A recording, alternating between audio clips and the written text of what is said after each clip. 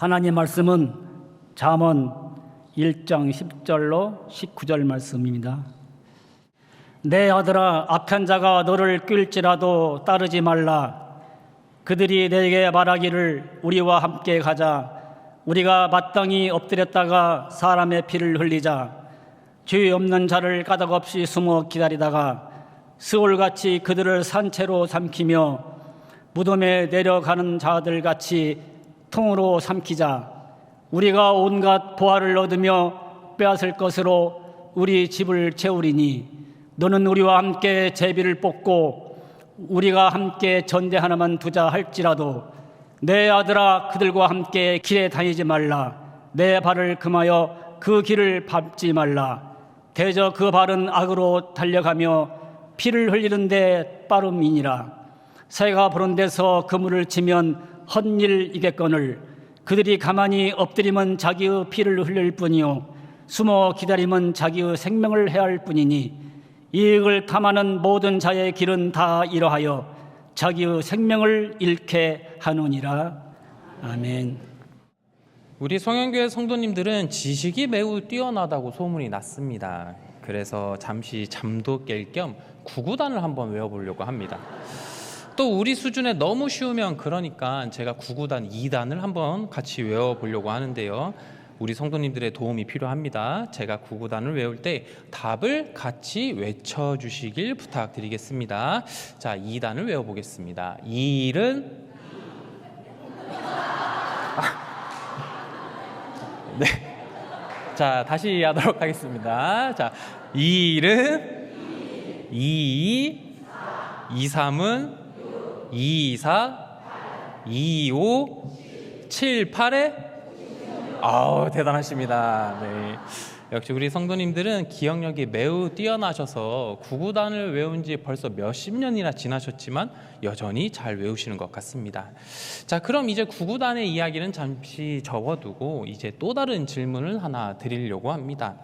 우리가 지식과 지혜라는 말을 참 자주 사용하는데요. 그렇다면 지식은 뭐고 지혜는 뭘까요? 지식은요, 우리가 배우거나 경험을 통해 알게 된 정보, 사실, 원리 같은 것들을 지식이라고 이야기합니다.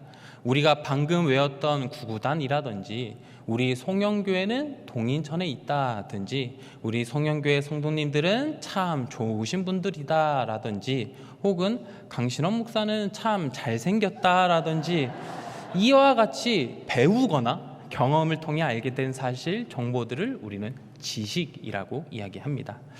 다음으로 지혜는 무엇일까요? 지식은 단순한 정보의 축적이라고 말한다면 지혜는 삶의 문제들을 해결할 수 있는 사고방식을 이야기합니다. 어떤 문제가 생겼을 때 그 문제를 빠르게 이해하고 대처하는 힘, 정신적인 능력이 지혜인 것입니다. 지혜는 예를 들면 이런 것이겠죠. 만약 우리의 믿음의 동역자가 어떤 일로 인해 상처받고 토라졌다면 그 상처를 보듬어주고 화해시키기 위한 방법을 찾아내는 것, 혹은 우리가 이 세상을 살아갈 때 어떤 유혹 앞에서 그 유혹을 견뎌내는 방법을 찾는 것, 이러한 것들은 우리는 지혜라고 이야기합니다. 우리에게 반드시 필요한 이 지혜는 과연 어디에서부터 시작되는 것일까요? 잠언 9장 10절의 말씀에는 이렇게 기록되어져 있습니다. 10절의 말씀을 함께 읽도록 하겠습니다. 시작.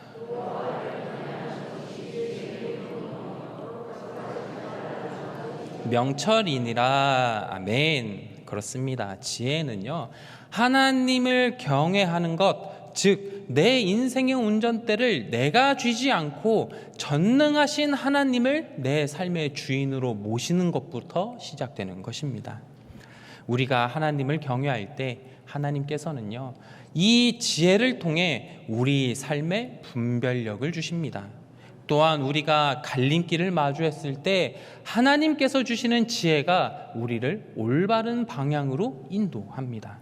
이뿐만 아닙니다. 오늘 말씀을 통해 알 수 있듯이 지혜는요, 마치 자동차의 브레이크와 같아서 우리가 잘못된 길을 들어선다면 그 길을 멈춰주기도 합니다. 사랑하는 성도님들, 우리 인생을 잠시 생각해 보면요, 우리 인생에는 참으로 많은 유혹들이 다가옵니다. 특히 이 세상은요, 땀 흘려 수고할 필요가 없다, 당장 빠르게 성공할 수 있다고 유혹을 합니다. 악인들의 꾀임은 우리 마음속에 가속 페달을 밟도록 계속해서 부추기고 있습니다.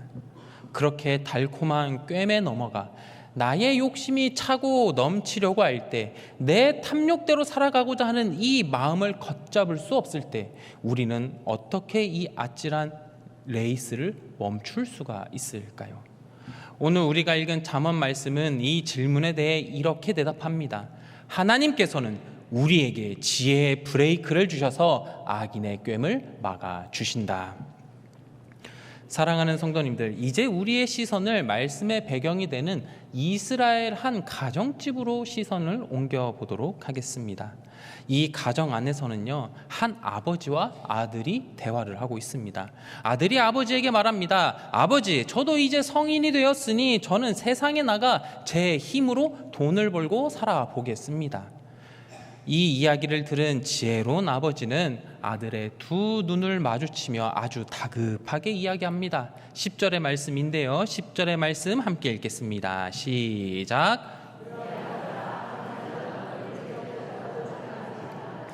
아멘. 그렇습니다. 아버지는요, 아들을 향해 악한 자가 너를 꿰일지라도 너는 따라서는 안 된다, 따르지 말라라고 경고하고 있습니다. 10절에 나오는 이 꿰다라는 말은요, 단순히 한번 던져보는 이야기가 아닙니다.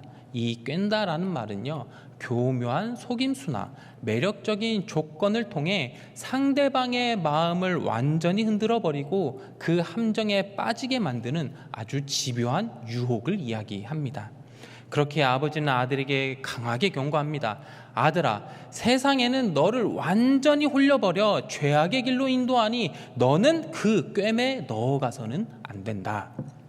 도대체 세상 사람들의 유혹이 어떻길래 아버지는 이토록 단호히 경고하고 있을까요? 11절에서부터 14절까지의 말씀을 보면 세상 사람들의 무서운 유혹이 나와 있습니다. 11절의 말씀을 제가 읽겠습니다. 그들이 내게 말하기를 우리와 함께 가자. 우리가 가만히 엎드렸다가 사람의 피를 흘리자. 죄 없는 자를 까닭없이 숨어 기다리다가. 아들이 세상의 길거리를 걸어가고 있을 때 어떤 한 무리의 사람들이 와서 이렇게 유혹하는 것입니다. 젊은이여, 우리와 함께 가자. 우리가 조용히 엎드려 있다가 사람의 피를 흘리자. 죄 없는 사람을 숨어서 기다리자라고 이야기하고 있습니다. 사람의 피를 흘리자, 이게 무슨 뜻인가요? 무력으로 다른 사람을 해치고 그 사람의 물건을 빼앗자는 이야기입니다. 지금 아들에게 유혹하고 있는 사람들은요, 오늘날로 치면 조직폭력배 갱단 같은 사람들이 찾아와서 다짜고짜 강도짓을 하자고 유혹한다는 것입니다. 게다가 유혹은 여기서 끝나지 않습니다. 12절의 말씀을 보면 12절의 말씀, 스올같이 그들을 산채로 삼키며 무덤에 내려가는 자들같이 통으로 삼키자. 12절에서 나오는 스올은요, 이스라엘 사람들에게 무덤 혹은 죽은 사람들이 가는 곳이라고 인식되는 곳입니다.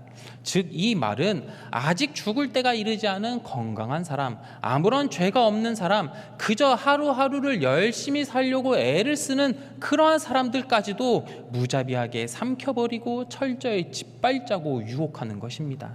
이뿐만이 아닙니다. 악인들은 계속해서 달콤한 유혹을 13절과 14절에서 이어가고 있습니다. 13절의 말씀을 제가 읽고 14절의 말씀을 함께 읽겠습니다.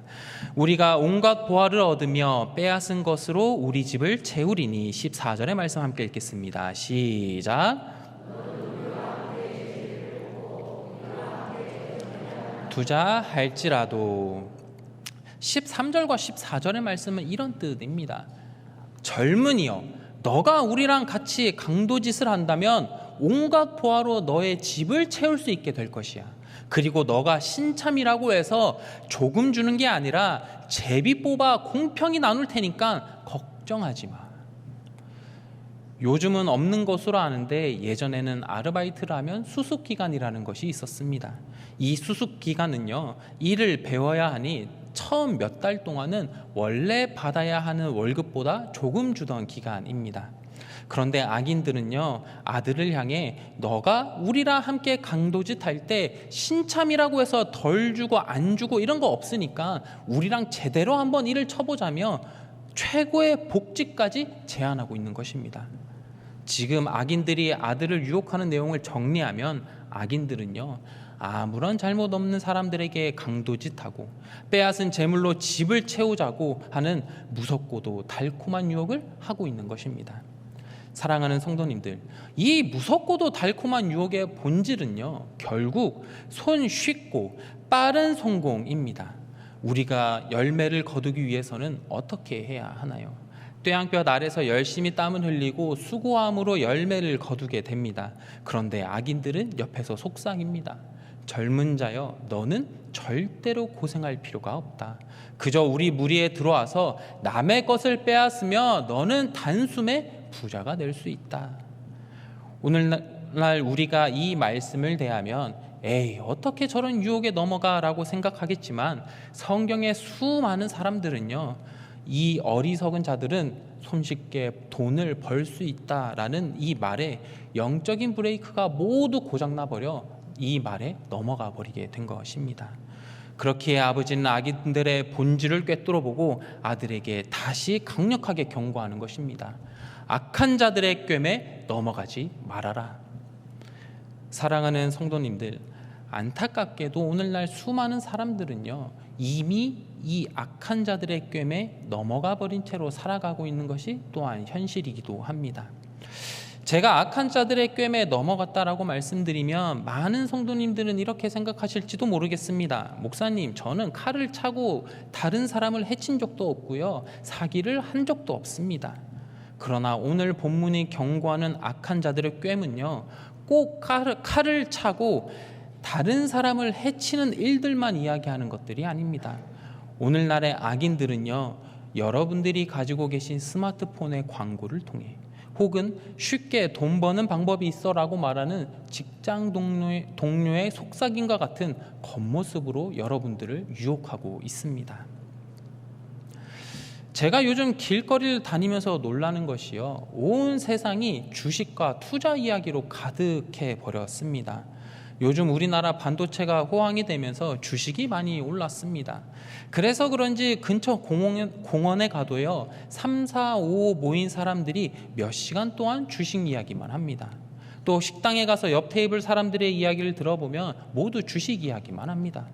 또 심지어는 장례식장에 가면요, 위로와 소망의 말이 오고 가야 하는데 그 장례식장 안에서도 서로 주식 이야기를 하며 열을 내는 모습들을 발견하곤 합니다.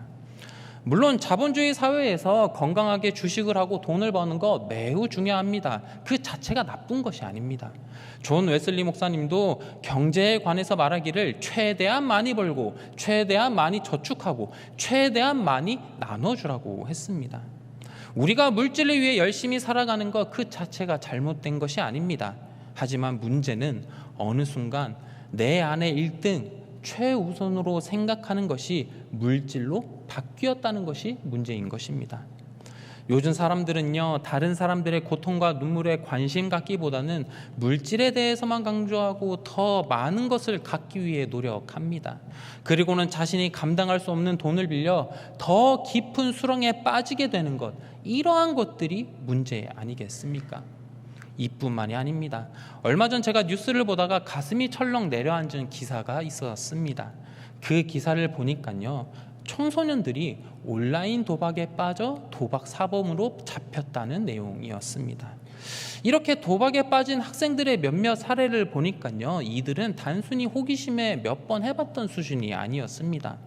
어떤 학생은 지인들에게 2천만 원까지 빌려서 도박을 하다가 모두 탕진하였고요. 또 어떤 학생은 도박할 돈을 마련하기 위해 중고거래로 사기를 치고 물건을 몰래 파는 범죄까지 저지르게 되었다라는 것입니다. 정말 무서운 것이죠. 그리고 더 소름이 돋았던 것은요, 도박 사범으로 잡힌 아이들의 연령대였습니다. 기사를 보니 실제 도박 사범으로 적발된 학생들 중에는요, 고등학생뿐만 아니라 심지어 초등학교 6학년짜리 아이도 있었다고 합니다. 도박은 어른들의 전유물인 줄 알았는데 이미 초등학생 아이까지도 도박 사범으로 붙잡히게 된 것입니다.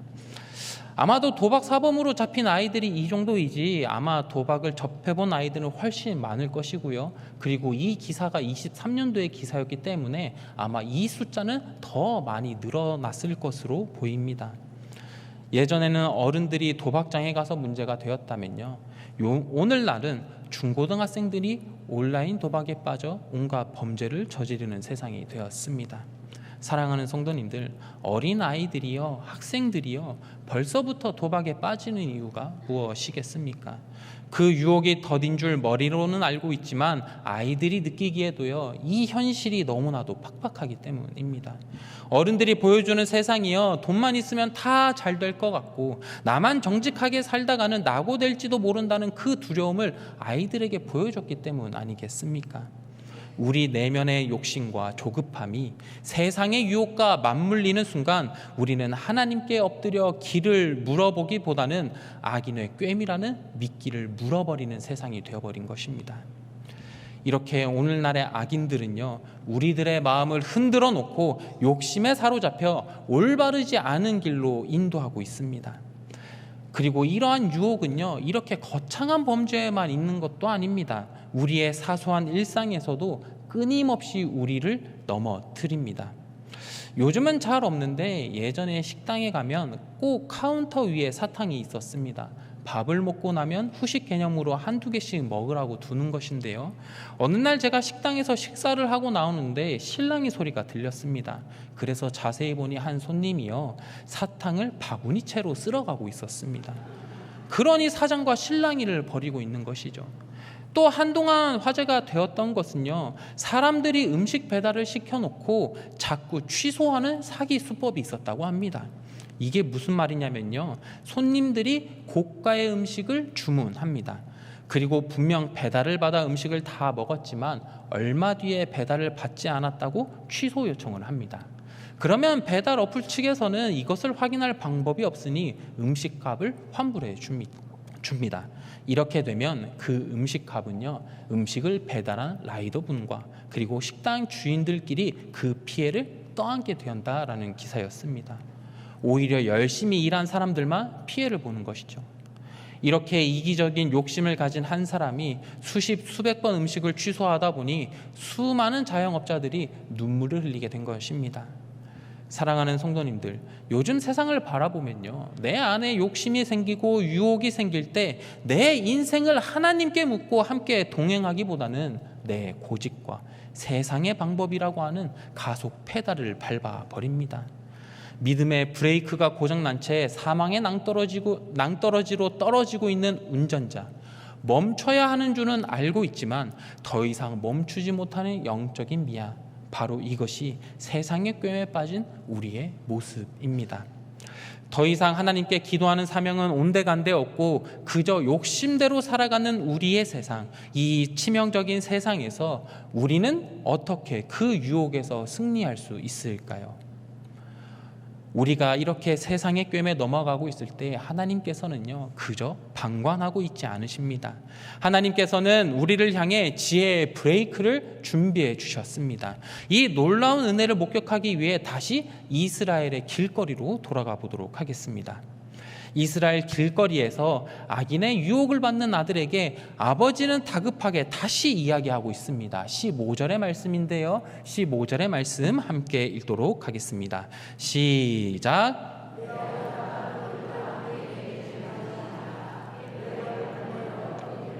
밟지 말라. 아멘. 아버지는 아들에게 악인들과 함께 다니지도 말고 그 길에 발조차 들여놓지 말라고 단호하게 명령합니다. 만약 성도님들이 초보 운전자가 운전하는 차에 탔다고 상상해 보겠습니다. 운전하시는 분이 너무 긴장한 나머지 내리막길에 풀 악셀을 밟고 쭉 내려간다면 그 상황에 우리 성도님들은 어떻게 행동하시겠습니까? 점잖은 목소리로 아이고 속도를 조금만 낮춰주세요 라고 점잖게 이야기하겠습니까? 아니면 옆에서 제발 차 좀 멈춰주세요 라고 소리를 지르시겠습니까? 사고가 나기 직전이라면요, 억지로 사이드 브레이크라도 당겨서 차를 멈추고자 하지 않겠습니까? 지금 15절에서 말하고 있는 아버지의 마음이 이러합니다. 아들아, 악인들과 함께 다니지 말고 내 발을 금하여 그 길을 밟지 말아라. 그렇습니다. 악인들은 내가 수고하지 않고 땀 흘리지 않고 다른 사람의 것을 빼앗으라고 유혹하지만, 아버지는요, 다른 사람들의 것들을 빼앗지 않도록, 그 길조차 들어가지 않도록 단호하게 가로막고 있는 것입니다. 왜 아버지는 이렇게 다급하게 아들을 막고 있을까요? 악인들이 보여주는 길이 처음에는 너무나도 화려하고 완벽한 지름길처럼 보이기 때문입니다. 악인들은 아들에게 땀 흘릴 필요 없다, 우리와 함께 가면 고속도로와 같이 쭉 갈 수 있다고 속삭입니다. 큰 노력 없이 얻을 수 있다는 그 유혹은 거부하기가 매우 힘들고, 남들도 다 하는 건데 나 하나쯤이야 하는 합리화하는 그 마음까지도 만들어내게 됩니다.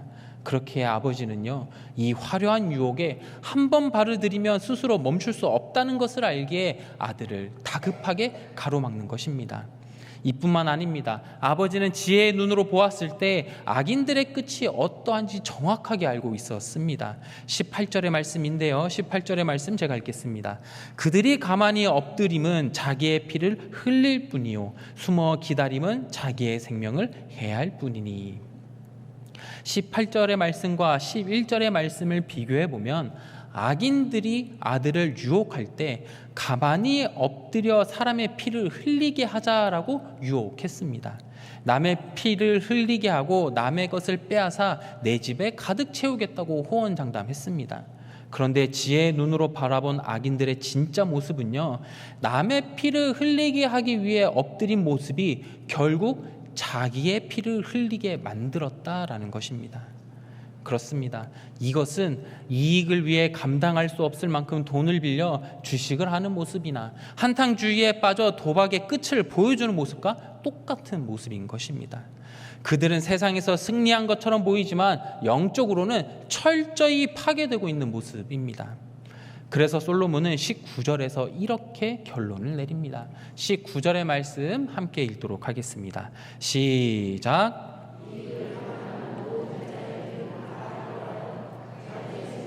잃게 하느니라. 아멘. 그렇습니다.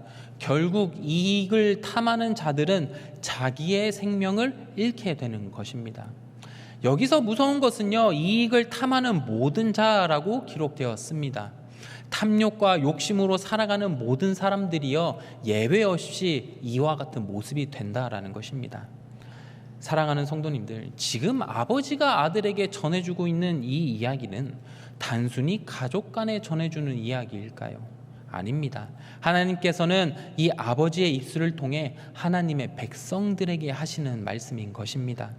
악인들과 함께하지 말고 멈추라는 이 말씀은요, 사망의 길로 폭주하는 우리 영혼을 친히 멈춰주시는 하나님의 은혜가 담겨져 있는 말씀입니다. 우리가 세상에서 내 마음대로 내 욕심대로 살아가고자 하는 거센 유혹을 받을 때 우리가 낭떠러지로 떨어지지 않고 멈추게 되는 것은 나의 힘과 나의 능력이 아닙니다. 오직 우리 안에 거하시는 성령님께서 신원아, 그렇게 하면 안 되지 않아? 악인들의 꿰매 넘어가서는 안 돼 하시며 친히 브레이크를 밟아 우리를 멈춰 주시는 것입니다. 우리가 악한 자들의 유혹에 넘어지지 않는 이유는 단 하나입니다. 우리 안에 임하신 하나님의 지혜가 잘못된 길을 분별하게 하시고 우리의 생명의 길에서 안전하게 멈출 수 있도록 인도하시는 것입니다. 사랑하는 성도님들, 오늘 말씀을 묵상하며 우리의 삶을 돌아봅니다. 과연 우리는 세상의 유혹과 나만의 이익을 누리겠다는 그 탐욕 앞에서 우리 스스로 멈춰 설 수 있을까요? 당장 이 시간 함께 예배드리며 말씀을 나눌 때는 우리가 한 목소리로 하나님, 제가 이 세상의 꿰매 넘어가지 않겠습니다. 곧장 멈추겠습니다 라고 다짐합니다. 그러나 당장 내일 아침 출근해서 회사 동료가 이거 진짜 나만 알고 있는 건데 너한테만 알려줄게 라고 속삭이면 우리의 마음은요 요동치기 시작합니다. 머리로는 그 길이 더진 줄을 알고 있으면서도 다른 사람에게 뒤처질까 봐 불안해서 나만 손해보는 것 같아서 눈 한 번 딱 감고 그 유혹에 넘어갑니다. 하나님께 엎드려 묻기보다 내 마음대로 선택해 놓고 나중에야 하나님 이 문제를 해결해 주세요. 제 힘으로는 어쩔 수 없습니다 라고 하나님께 매달리는 것이 부끄러운 우리의 모습입니다.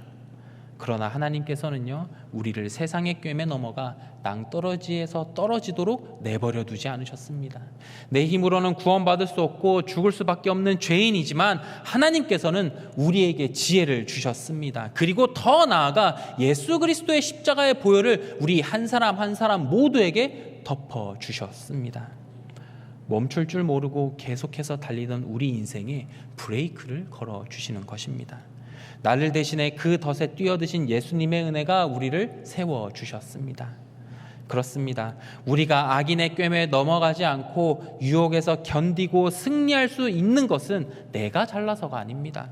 오직 주님께서 내 안에 역사하시는 그 은혜가 임할 때 우리가 승리할 수 있게 됨을 다시 한 번 더 믿으시기를 소망합니다. 그렇다면 이렇게 지혜와 십자가의 은혜로 인생의 브레이크를 얻은 우리는 이번 한 주를 어떻게 살아가야 할까요? 아마 우리가 이 세상을 살아갈 때 세상은 조급함이라는 무기를 가지고 다시 접근할 것입니다. 그리고 이렇게 말합니다. 신원아, 지금 당장 선택해야 돼. 이 타이밍을 놓치고 나면 끝이야. 다른 사람들은 이미 멀리 가 있는데 너는 언제까지 거기에 있을 거야. 세상이 우리들을 몰아세울 때 억지로 내 힘을 쥐어짜 내지 않으시기를 소망합니다. 그저 주님이 내 영혼에 달아주신 지혜의 브레이크에 내 발을 얹고 성령님을 의지합시다. 우리가 어떤 결정을 할 때 뒤로 한 걸음 물러서서 성령님께 아뢰야 합니다. 하나님, 제가 하는 행동이 하나님의 말씀에 맞는 행동일까요? 제가 하는 행동이 하나님이 기뻐하시는 행동일까요? 악인들의 꾀문 아닐까요? 끊임없이 우리가 성령님께 아른다면 하나님께서는요 믿음의 필터, 말씀의 필터로 이 세상의 유혹들을 모두 걸러내게 해주실 것입니다. 그러므로 사랑하는 성도님들, 아무리 세상이 조급함이라는 무기를 가지고 강요하더라도 두려워하지 마십시오. 잠시 멈춰서서 하나님의 지혜를 구하십시오. 우리가 욕심의 가속 페달에서 발을 떼고 주님께 운전대를 맡겨드릴 때 하나님께서는 숨겨진 덫을 발견하게 하십니다. 그리고 그 은혜를 통해 아무리 달콤한 유혹일지라도 단호히 끊어낼 수 있는 십자가의 담대함을 저와 여러분들에게 주실 줄로 믿습니다. 이제 말씀을 마무리하고자 합니다. 사랑하는 성도님들, 이 세상의 참된 지혜는요 우리가 가장 빨리 달리는 법을 배우는 것이 아닙니다. 다른 사람들보다 더 많은 것을 갖기 위해 기술을 배우는 것 또한 아닙니다. 성경에서 말하는 참된 지혜는 하나님을 경외함으로 멈춰야 할 때 멈춰서고 십자가의 능력을 의지하는 것이 참된 지혜인 것입니다. 바라기는 이번 한 주간 세상의 조급함과 끝없는 재촉 앞에서도 결코 휩쓸리지 않으시기를 바랍니다. 빨리 가야 한다는 속도에 넘어가지 않기를 소망합니다. 우리 앞에 놓여진 많은 악인들의 꾀 앞에서 먼저 멈추셔야 합니다. 그리고 말씀의 필터를 통해 분별하셔야 합니다. 이렇게 우리가 하나님을 의지한다면 하나님께서는요 우리에게 지혜를 더하여 주사 지혜의 브레이크를 밟아 주실 것입니다. 하나님께서 주시는 이 은혜를 통해 질주하던 욕심을 멈추시고 가장 안전하고 복된 생명의 길로 인도함 받으시는 모든 성도님들이 되시길 예수님의 이름으로 축원합니다. 기도하겠습니다.